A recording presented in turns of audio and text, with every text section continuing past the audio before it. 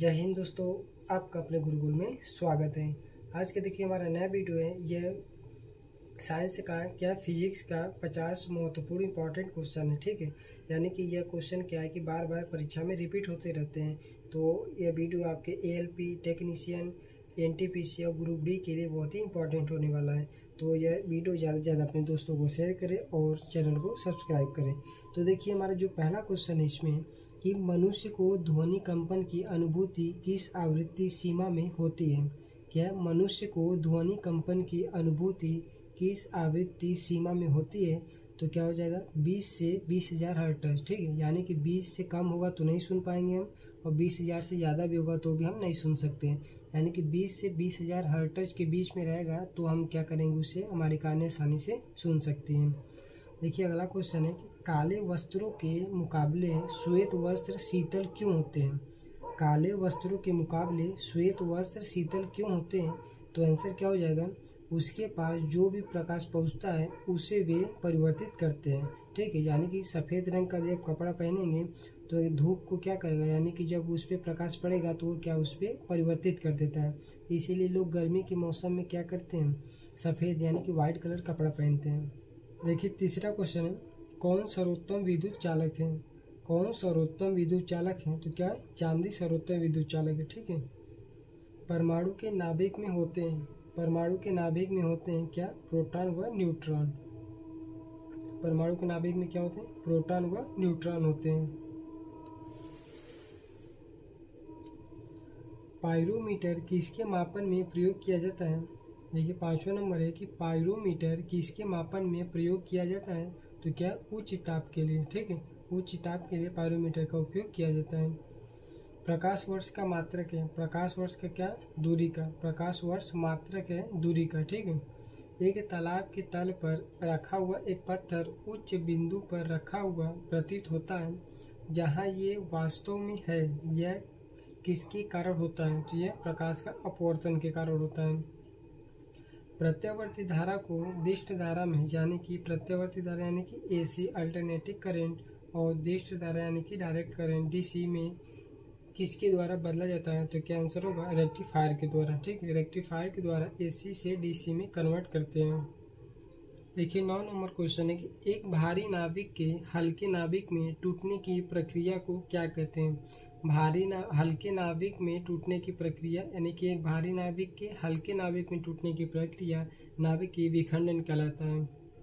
अगला है कि वायु में ध्वनि की चाल 332 मीटर प्रति सेकेंड होती है। यदि दाब बढ़ाकर दुगुना कर दिया जाए तो ध्वनि की चाल कितना होगा। तो ध्वनि यानी कि ध्वनि में दाब का कोई मतलब नहीं है, उससे कोई प्रभाव नहीं पड़ता। तो क्या आएगा, 332 मीटर प्रति सेकेंड था तो उतना ही रहेगा, यानी कि 332 मीटर प्रति सेकेंड। ठीक है, 11 नंबर क्वेश्चन है, प्रकाश के चिकने पृष्ठ से टकराकर वापस लौटने की घटना को क्या कहते हैं। प्रकाश के चिकने पृष्ठ से टकराकर वापस लौटने की घटना को प्रकाश का परावर्तन कहा जाता है। ठीक है, प्रकाश का परावर्तन कहते हैं। वायु की आर्द्रता को मापने के लिए कौन सा यंत्र प्रयोग में लाया जाता है। वायु की आर्द्रता को मापने के लिए कौन सा यंत्र प्रयोग में लाया जाता है। तो क्या आंसर होगा, हाइग्रोमीटर। ठीक है, हाइग्रोमीटर। देखिए 13 नंबर क्वेश्चन है, हाइड्रोजन बम आधारित है। हाइड्रोजन बम किस पे आधारित है। तो नाभिकीय संलयन पर आधारित है। और परमाणु बम किस पर आधारित है। तो परमाणु बम हमारा नाभिकीय विखंडन पर। ठीक है, हाइड्रोजन बम नाभिकीय संलयन और परमाणु बम नाभिकीय विखंडन पर आधारित है। देखिए 15 नंबर क्वेश्चन है कि ध्वनि की तीव्रता मापने की इकाई है।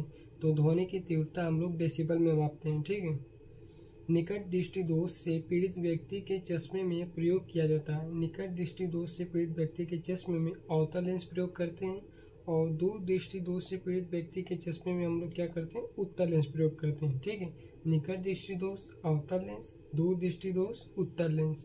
देखिए लेंस का फार्मूला हमारा होता है 1/f बराबर 1/v माइनस 1/u। ठीक है, ये हमारा लेंस का फार्मूला है। और दर्पण का जो फार्मूला होता है 1/f बराबर 1/v प्लस हो जाएगा 1/u।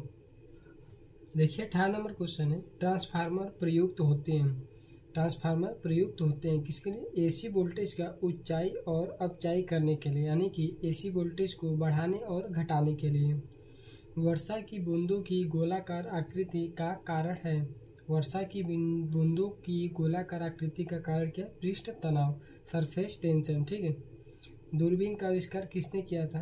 दूरबीन का आविष्कार किसने किया? गैलीलियो ने किया था। ध्वनि की चाल सबसे तेज किस में होती है? तो ध्वनि की चाल सबसे तेज ठोस में होती है। ठीक है। सबसे ज़्यादा ठोस में, उससे कम द्रव में, सबसे कम क्या होता है? गैस में होता है। हमें वास्तविक सूर्योदय से कुछ मिनट पूर्व ही सूर्य दिखाई देने का कारण है। ठीक, यानी कि सूर्योदय होने से कुछ समय पहले हमें सूर्य क्या दिखाई देने लगता है? तो किसके कारण? प्रकाश का अपवर्तन के कारण। कार्य का मात्रक है, कार्य के क्या मात्रक है? जूल होता है।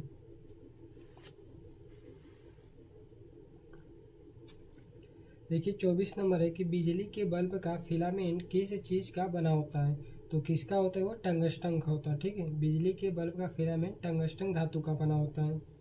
प्रेशर कुकर में खाना जल्दी पकता है क्योंकि अधिक दाब के कारण पानी का क्वथनांक क्या बढ़ जाता है। ठीक है। देखिए ध्वनि किस में नहीं गुजर सकती? तो ध्वनि निर्वात में नहीं गुजर सकती है। ठीक है। यानी कि ध्वनि को गुजरने के लिए माध्यम की आवश्यकता होती है। डायनमो एक मशीन है जिसका काम है, डायनमो एक मशीन है जिसका काम क्या है? डायनमो द्वारा हम यांत्रिक ऊर्जा को विद्युत ऊर्जा में परिवर्तित करते हैं। ठीक है। विद्युत मोटर का क्या काम होता है? तो विद्युत मोटर का काम देखिए विद्युत ऊर्जा को यांत्रिक ऊर्जा में परिवर्तित करना। अभी 27 नंबर क्या था? 27 नंबर था डायनमो का क्या कार्य है? यानी कि डायनमो यांत्रिक ऊर्जा को विद्युत ऊर्जा में परिवर्तित करता था और विद्युत मोटर उसका उल्टा होता है, विद्युत ऊर्जा को वह यांत्रिक ऊर्जा में परिवर्तित कर रहा है। ठीक। अगला क्वेश्चन कि फेदोमीटर का उपयोग किसे मापने के लिए किया जाता है? तो फेदोमीटर का उपयोग हम लोग समुद्र की गहराई नापने के लिए करते हैं। किसके लिए? समुद्र की गहराई नापने के लिए। अगला क्वेश्चन 30 नंबर, न्यूट्रॉन की खोज किसने किया था? न्यूट्रॉन की खोज चैडविक ने किया था। यदि वीडियो अच्छा लगे तो कृपया आप लोग वीडियो को लाइक करें और ज़्यादा से ज़्यादा अपने दोस्तों को शेयर करें। ये जितने भी 50 क्वेश्चन हैं बहुत ही इंपॉर्टेंट है क्योंकि ये सभी के सभी एग्जाम में पूछे गए हैं और हमेशा रिपीट होते रहते हैं और आपके रेलवे के एग्जाम के लिए बहुत ही इंपॉर्टेंट क्वेश्चन है। देखिए अगला क्वेश्चन है कि नाभिकीय रिएक्टरों में ऊर्जा उत्पन्न होती है किसके? नियंत्रित विखंडन द्वारा। ठीक, नाभिकीय रिएक्टरों में ऊर्जा उत्पन्न होती है नियंत्रित विखंडन द्वारा। मनुष्य के लिए मानक ध्वनि स्तर है, मनुष्य के लिए मानक ध्वनि स्तर कितना है? 40 है। ठीक, कितना? 40 डेसिबल होता है। मनुष्य के लिए मानक ध्वनि स्तर 40 डेसिबल।